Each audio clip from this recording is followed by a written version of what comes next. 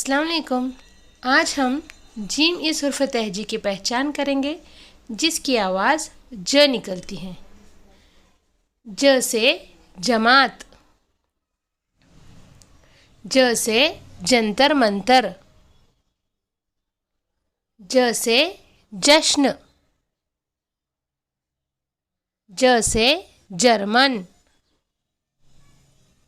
ज से जमशेद जी टाटा, ज से जवाब, ज से जनता,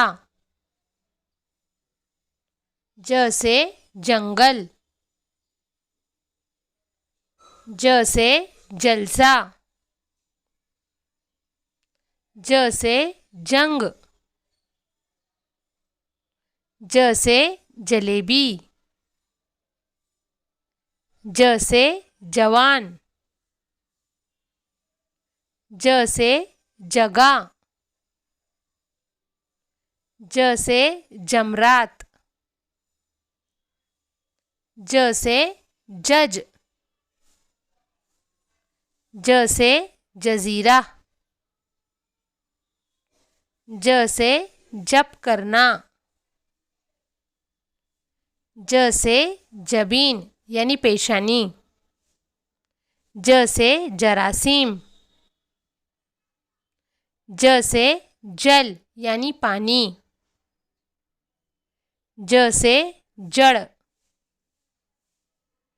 ज से जमुना नदी, ज से जग, ज से जमा, ज से जबड़ा, ज से जहाज, ज से जलाना, ज से जलपरी, ज से जम जाना। शुक्रिया।